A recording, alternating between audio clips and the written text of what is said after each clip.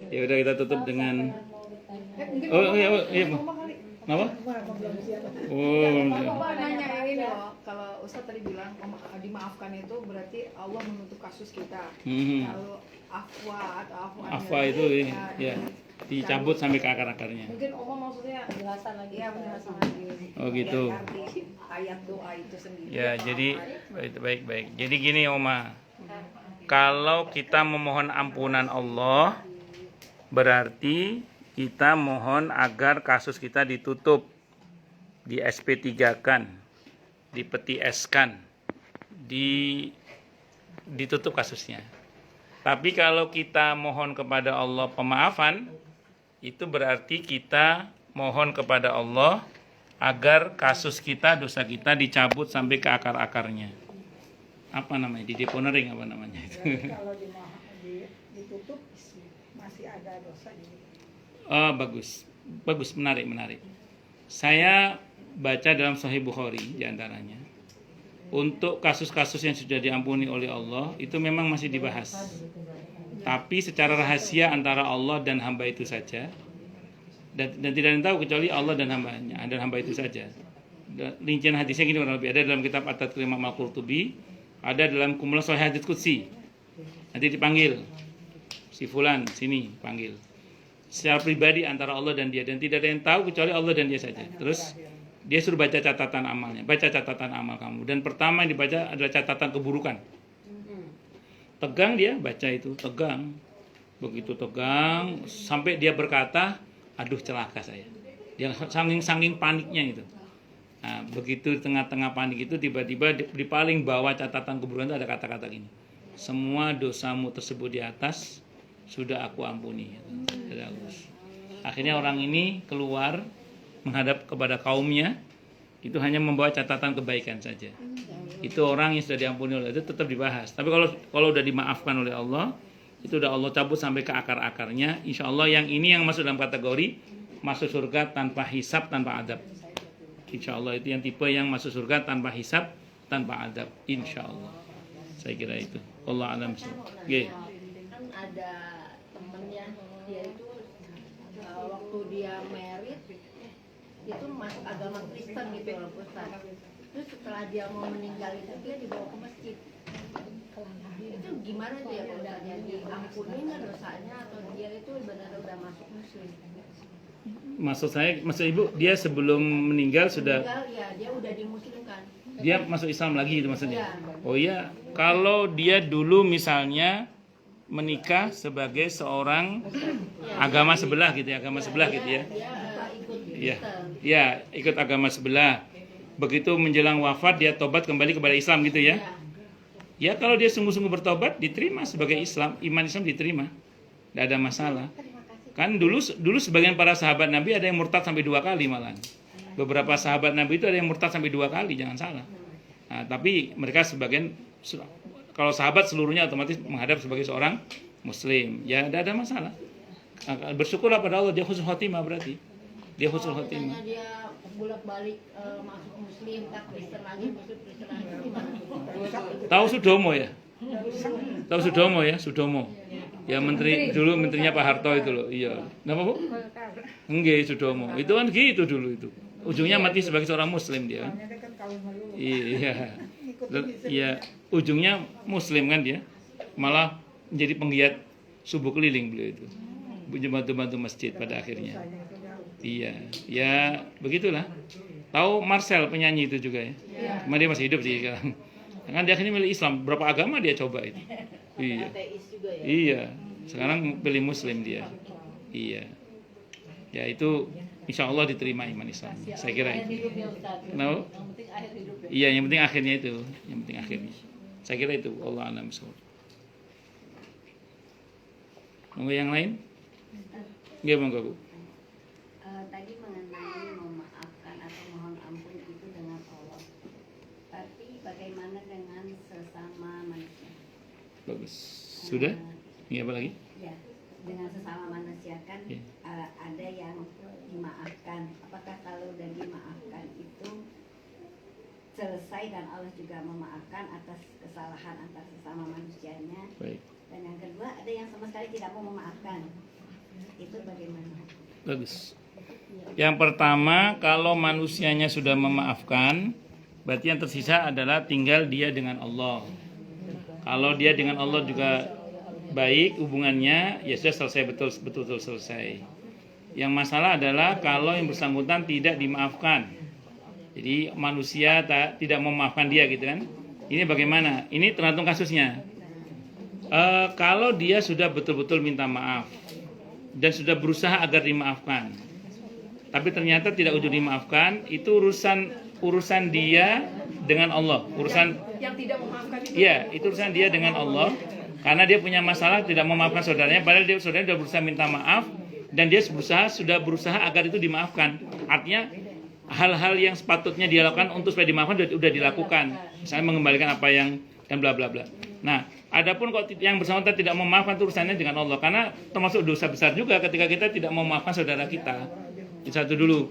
Nah, makanya yang aman itu kalau misalnya ada orang yang begitu mengecewakan kita maafkan aja, nggak ada masalah. Cuman kalau perkara sangkut paut muamalah tetap kita tuntut. Misalnya, Bu, maaf ya, dulu kita pernah kerjasama, uangnya saya bawa lari, naudzubillah bisa ditarik ya. Terus kemudian saya minta maaf ya saya maafin, cuman kembalikan uang saya tetap. Nah, gitu aja. Jadi itu silakan aja. Jadi kalau begitu kasusnya, ya berarti selesaikan dulu muamalahnya. Ada soal memaafkannya juga nggak ada masalah. Saya kira itu. Ya. Setelah itu gini Bu, saya ambil contoh gini deh. Ini langsung contoh konkret ini. Saya punya jamaah, bukan orang sini, ngajinya di Pondok Kopi sana. Suatu saat beliau ini punya teman dekat Bu, teman-teman perempuan punya teman dekat. Saking dekatnya hubungannya itu, sampai kalau dia butuh duit dikasih kartu kreditnya, udah pakai aja gitu. Nanti kamu bayar belakangan deh gampang. Pokoknya begitu aja selama ini. Jadi suruh pakai kartu kreditnya orang itu, nanti begitu dipakai suruh bayar ke dia gitu aja. Pokoknya saking baiknya hubungannya. Sampai belakangan baru diketahui bahwa ternyata diam-diam suaminya dia itu naksir sama jamaah saya ini gitu. Oh iya, naksir gitu. Iya, kenapa Bu? Ya iyalah, kalau nggak naksir ngapain kasih? Iya. Loh enggak, tadi Bu, sama-sama perempuannya, sama-sama perempuan. Tapi begitu tahu suaminya naksir si jamaah saya ini, istrinya marah akhirnya dicabut lah apa kartu kreditnya atau apa saya nggak paham itu, kan dia mau bayar utangnya kan, ditolak, enggak saya nggak mau kamu bayar utang saya, pokoknya saya mau akan tagih nanti di akhirat, minta maaf enggak, kamu nggak akan saya maafkan, padahal itu bukan salah dia, kan ngerti maksudnya? Ya kan salah suaminya naksir. Itu dia udah minta maaf, udah berusaha mengembalikan uang itu ditolak. Gimana Ustaz? Saya udah berusaha mengembalikan. Ya udah, urusan ibu udah selesai, itu urusan dia dengan Allah. Karena ibu udah berusaha minta maaf. Jadi yang penting kita itu berusaha minta maaf. Nah, baik, saya teruskan dikit ya, ini biar menghibur ya. Kita ini dihibur dengan hadis Sahih Bukhari.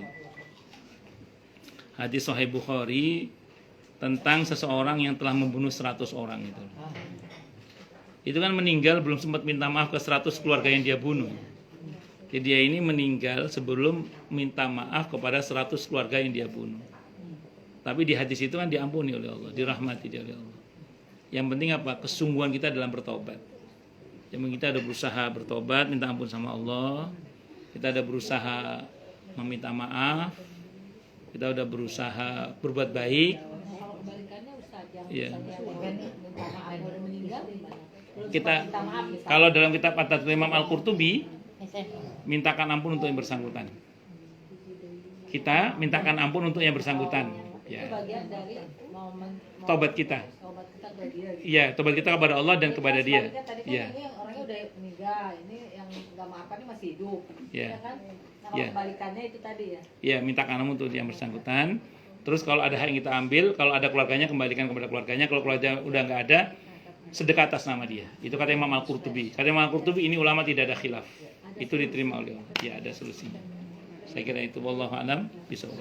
Makanya kalau saya pribadi itu menyarankan ke jamaah, kalau kita sedekah, saran saya ini dalam hati ngomong, ya Allah, pokoknya sebagian sedekah hamba untuk orang-orang yang kepada mereka hamba punya kewajiban mengembalikan hak. Ini terutama untuk orang-orang yang kita nggak ketemu orangnya. Karena kan dulu BP kantin misalnya kita makan kerupuk 5 bayar 3 misalnya gitu. Atau teman sekelas waktu SMP atau yang Lanjutannya bagaimana maafnya tuh? daya tadi Sekolah dulu saya mungkin pernah ya.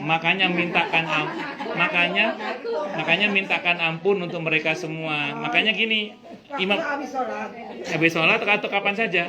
Imam Ghazali itu kan punya sigat istighfar gini Imam Ghazali. Dan kita Minhajul Abidin itu.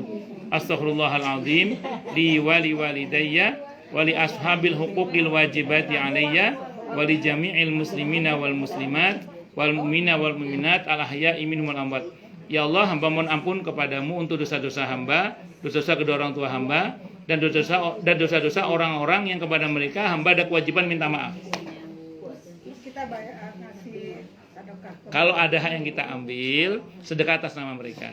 Caranya tadi saran saya, setiap kali Oma sedekah, itu niatkan dalam hati, ya Allah, di pada sebagian sedekah hamba ini semoga pahalanya untuk orang-orang yang kepada mereka haknya pernah saya ambil. Oh, yang di Ya, sekolah itu. ya. Ustaz, Ya, satu lagi. ya. Iya, monggo. Nggih. Satu, misalnya gini, Nggih. saya misalnya Pak Ustadz butuh uang, saya nggak punya uang, tapi saya punya teman yang punya uang. Saya bawa Pak Ustadz ke teman saya.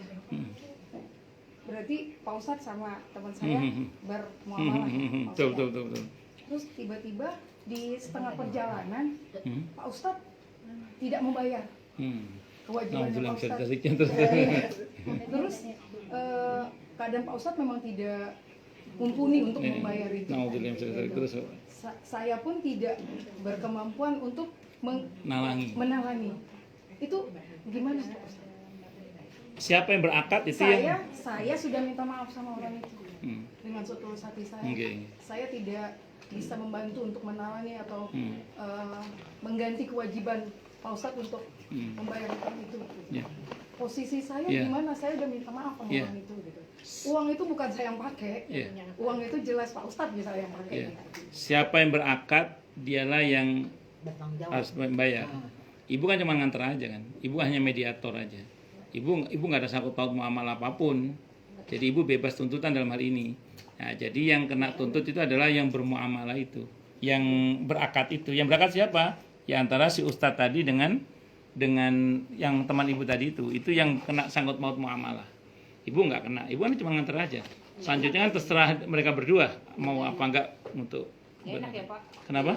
Hubungannya nggak enak kayak Ya makanya jangan sama. ini jadi gue bisa rugi diutangin nggak dibayar gitu kan jadinya. Iya. Ya itu resiko konsekuensi memang itu. Iya.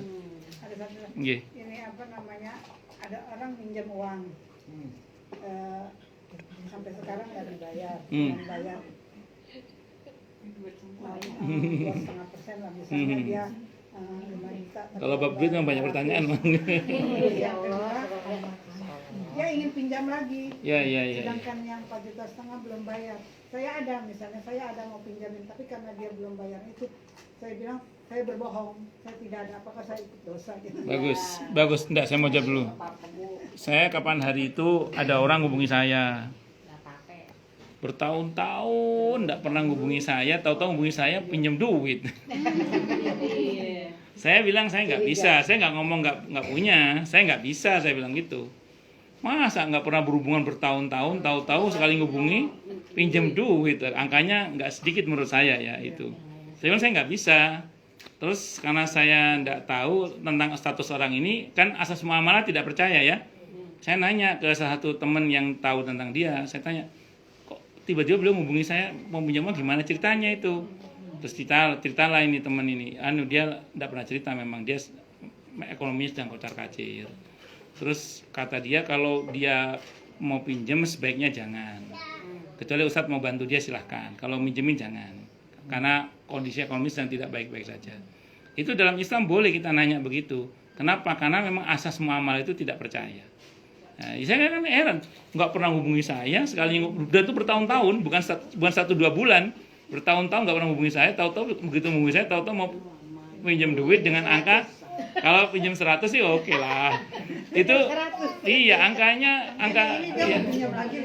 ya. Dan makanya lain kali enggak, ibu lain kali jangan bilang nggak ada. Lain kali ya kan udah terlanjur kan.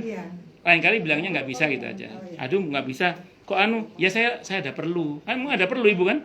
Masa nggak ada perlu ibu? Ada perlu kan? Karena nggak Ada. ngerti jadi saya bilang Ya, nggak ada. ya lain kali anu nggak bisa gitu aja. Saya pernah juga ada orang gitu datang ke rumah karena saya tahu perangai dia kan, perangai dia keseharian dia saya tahu perangainya dan memang tidak sehat. Kalau saya pinjam ini nggak sehat. Saya bilang maaf bang saya nggak bisa. Nggak ada Ustaz, ada tapi saya nggak bisa saya bilang. Ada tapi saya nggak bisa. Kenapa? Karena perangai orang ini saat itu ya, Insya Allah. ya kurang bagus Karena gitu. udah tahu, Iya, jadi saya pasti ikutin kita. iya, nggih itu. Allah a'lam bishawab. Ada lagi? Saya Pak Ustadz, Nggih. saya minjem nih Pak ya, Nggih. untuk Bu Esti. Tapi Nggih. Bu Esti nggak tahu, saya nerima yang tanggung jawab siapa. Sebentar, Ibu. Saya minjem duit sama Bu Nia. Nggih. Terus untuk Bu Esti. Tapi yang nerima duit kan saya yang tanggung jawab siapa? Apa Bu Ibu, Esti? ibu yang berangkat ibu kok. Nah, saya yang nerima duit berarti saya yang tanggung jawab. Iya, yang berangkat ibu. Ya udah. Iya, jadi nanti gini. Udah itu aja Pak cuma. Jadi gini, ibu mirip kayak saya. Ibu mirip kayak saya dulu sewaktu saya masih SMA kelas 1 atau apa. Jadi itu oke lah bodohnya saya saat itu ya. Jadi ada orang pinjem duit. Karena dia udah nggak dipercaya kan saya kan temen namanya anak masih SMA kelas 1 udah ngerti ya. Nah, kan saya kan nggak pernah pinjem gitu saat itu. Akhirnya saya suruh minjem sama dia untuk dia sebenarnya. Cuma saya nggak ngomong kalau itu untuk dia gitu. Ya dia taunya kan ke saya. Ya sudah mau gimana lagi sudah. Berarti yang harus tanggung jawab yang ini. Harusnya dia yang bayar harusnya. Cuman kan akadnya kan taunya sama saya. Ya udah ya dia. Ya, jadi siapa yang berakad? Makanya ibu kan pinjam untuk Bu Esti kan tadi. Ya udah ya tanggung jawab ibu yang pinjam. Kan yang berakad ibu toh. Tapi nanti Bu Esti sama Allah. Kok jadi kena dia? Kok jadi panjang ya? Ya saya kira itu ya saya kira. Iya. Ada lagi? Iya mau ngomong boleh. Saya ada teman yang utang udah lama banget. Hmm. Ujung-ujung dia ngasih bayar dan saya sudah lupa bayar itu uang saya terima atau saya pakai sumbangan atau gimana itu karena saya udah ikhlasin sebetulnya Iya, udah iya. ikhlasin Bagus, waktu pas bagus. dia pinjam terus nggak lama orang itu meninggal Bagus. Ibu terima nggak akhirnya uangnya? terima tapi terus Sekarang di mana uangnya? tahu, Enggak, maksudnya ibu pakai apa maksudnya? Maaf. Iya. Ibu pakai apa maksudnya? saya ada Untuk- memang sebagian ada yang saya sumbangi Oke, sudah. Ya sudah selesai toh. Nah, enggak maksud saya gini, kenapa saya tanya gini? Maksudnya gini. Kalau ibu berakad hutang dengan seseorang, orang pinjam ke ibu lah gitu. Lama nggak bayar dia itu. Lama nggak bayar. Tahu-tahu dia tobat tuh, sadar, bayar lah ke ibu. Ibu masih berhak menerima pembayaran hutang itu. Kata ibu tadi menarik. Tapi dalam hati udah saya ikhlasin. Dalam hati kan? Belum ada ijab kabul kan? belum Ya karena sudah. nggak ketemu orangnya Oke, berarti kalau belum ada ijab kabul berarti belum ada pemindahan hak.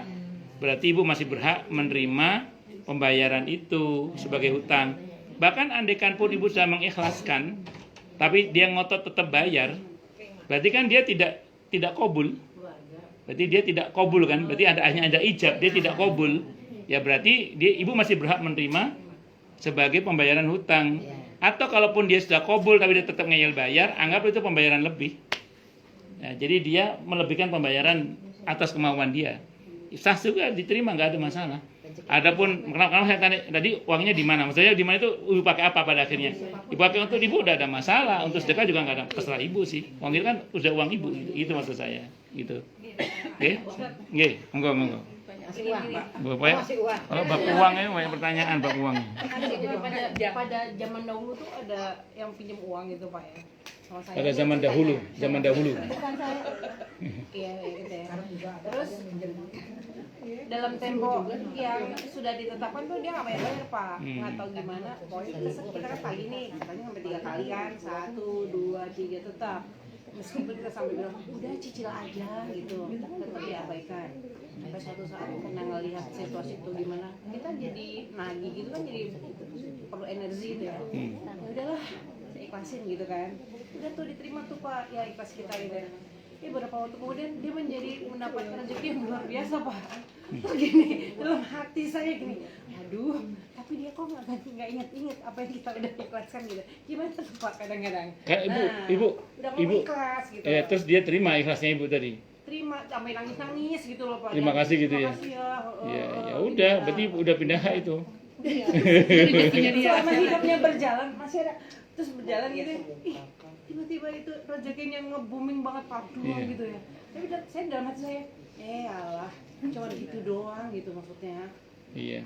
Ya udah yang Bu ikhlaskan, ya udah. Tapi kadang saya maksa karena nggak bayar. Jadi enggak gini Bu, gini. Kan akad itu enggak lihat isi hati. Akad itu kan lihat apa yang tampak di permukaan. Jadi kalau di permukaannya sudah ada serah terima, sudah berpindah hak. Jadi kalau dia nggak bayar itu hak dia. Nasib ibu udah. Iya. Tapi tidak apa-apa ibu. Tapi ibu berpahala surga ibu, insyaallah surga. Oh iya surga, dapat surga insyaallah. Ya, kenapa? Ya, jadi insyaallah ibu tetap dapat surga. Makanya ini saran saya lain kali kalau mau mengikhlaskan dalam hati aja. Ya, supaya tidak terjadi pemindahan hak. Jadi tapi ibu udah dapat poin pahala mengikhlaskan. Ibu udah dapat poin pahala mengikhlaskan. Dia juga dapat keringanan nanti di sisi Allah. Cuman kalau sesaat dia sadar, tobat atau mampu bayar, kita masih menerima sebagai pembayaran hutang. Ngoten, saya kira itu.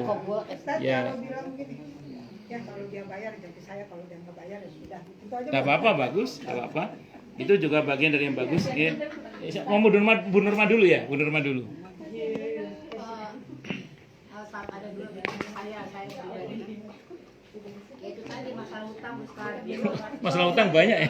Jadi masalah hutang begini, dia dulu butuh buat sekolah kan. Terus. Nah, buat sekolah, zaman udah mungkin 20 tahun kali ya, kalau diingat sekarang kalau 15 tahun dulu 5 juta kan besar ya. Betul. 50 juta Sekarang. Iya, adanya besar.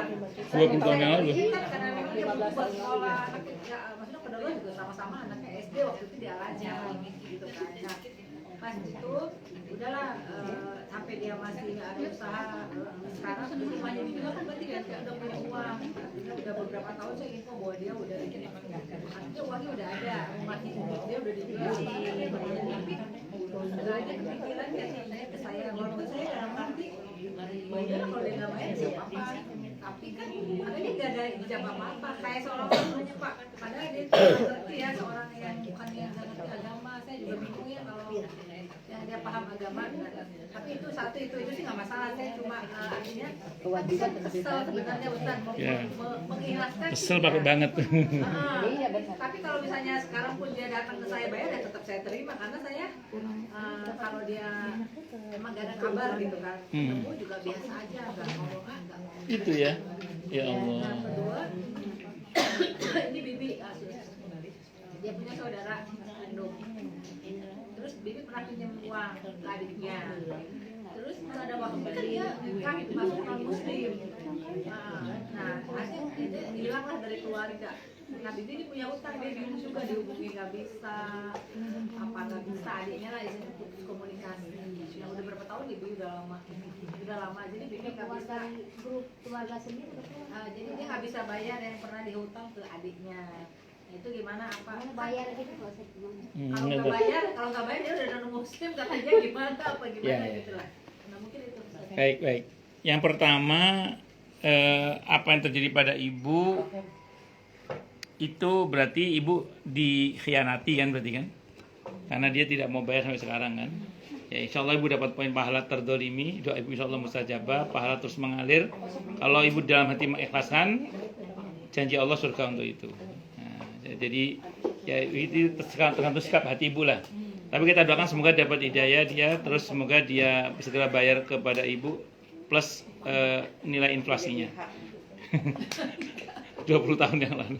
Nah satu dulu. Yang kedua mengenai Bibi ini. Jadi gini Bi, kalau dia seorang muslim kan kita bisa sedekah atas nama dia ya. Sementara kan ini dia murtad ini kan, sehingga kita tidak bisa lagi sedekah atas nama dia. Ahli warisnya masih ada nggak ahli warisnya? Oh tapi ahli warisnya kalau murtad putus otomatis ya. Iya. Baik. Gini aja deh, kalau memang tidak mungkin Bibi bayar sama dia, Bibi sedekah atas nama dia tidak untuk pahala, tapi semoga dia dapat hidayah kembali dalam Islam. Ya Allah, ini sedekah saya sebagai bentuk pembayaran hutang saya kepada adik saya. Semoga dengan sedekah ini dia dapat hidayah kembali masuk Islam, ya Allah. Dan kita doakan kita aja deh.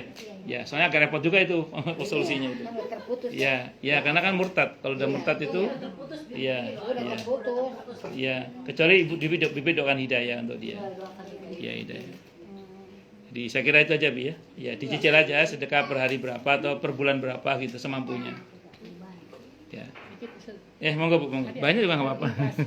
Kalau nilai inflasi itu misalnya dari tadi kan 5 juta, 20 tahun lagi atau 15 tahun lagi kan dari itu tuh itu hitungannya kita yang hitungin atau menurut Bagus, bagus. Saya mau terangkan dulu gini. Ini ijtihad ulama kontemporer ya. Karena ini masalah fikih, yes and no-nya pasti ada. Saya nggak bahas yang tidak sepakat karena saya kira semua paham itu dianggap sebagai riba. Tapi bagi yang sepakat itu menggunakan dalil firman Allah di surah Al-Baqarah ayat 279. Di mana Allah berfirman, la tadlimuna wa la tudlamun. Kamu jangan mendolimi dengan menekan orang dengan bunga itu, tapi kamu juga jangan didolimi juga. Jangan sampai dia ngutang sekian tahun yang lalu bayarnya masih dengan angka yang sama padahal sudah terjadi inflasi. Nah, maka dia harus bayar dengan nilai inflasinya. Nah, nanti yang hitung siapa? Yang punya kewenangan menentukan nilai inflasi itu. Misalnya badan keuangan tertentu atau bank, atau kalau memang ibu punya kemampuan, hitung saja, tidak ada masalah. Sampaikan, kamu ngutangi 5 tahun yang lalu loh ini, sekarang bayarnya sekian karena nilai uang itu sekarang segini. Sampaikan aja, tidak ada masalah. Tapi ulama beda pendapat. Saya pernah ditegur oleh orang, pas saya ngomong gini, ditegur oleh orang DSN, Dewan Syariah Nasional. Namanya Pak Teguh, berteman dengan saya di Facebook, di IG. Beliau ngomong gini ke saya, tidak boleh Ustaz, itu riba, karena kan ngambil untung. Bagaimana mungkin menghutangi mengambil untung? Saya bilang, itu nggak ngambil untung. Kalau ngambil untung itu riba, itu bunga itu namanya ngambil untung. Ini enggak. Kita menuntut pengembalian uang kita senilai dengan uang yang kita keluarkan saat itu. Jadi kita menuntut nilai inflasi itu tidak ngambil untung kita menuntut pengembalian yang utuh nilainya. Kan uang itu kan sebenarnya kan surat berharga toh, yang dia ada nilainya karena dijamin oleh negara. Nah, nyatanya memang uang kita itu sering mengalami inflasi antara 10-11% tiap tahunnya misalnya gitu. Ya kita punya hak untuk menuntut itu. Tapi kalau misalkan tidak ditambahkan lagi nggak apa-apa? Ya nggak apa-apa. Saya juga ada teman 12 tahun yang lalu ya. Kalau ikhlas ini banyak, lumayan besar juga kan. Kalau misalkan karena anak saya sudah bilang, Mama sesuai dengan emas harga dulu aja. Saya kan baru deh, kasihan amat tuh, ya udah pensiun gitu. Ini juga tadinya dia minta mau nyicil, tapi kok nyicil gimana, nggak apa sih, nggak perlu. Tapi akhirnya setelah 12 tahun saya tahu, udah nggak apa-apa, cicil seberapa aja deh, yang penting sesuai dengan itu. Jadi saya nggak ikutin. Tidak apa-apa. Itu namanya ibu orang yang ikhlas. baik ya. Iya. Baik.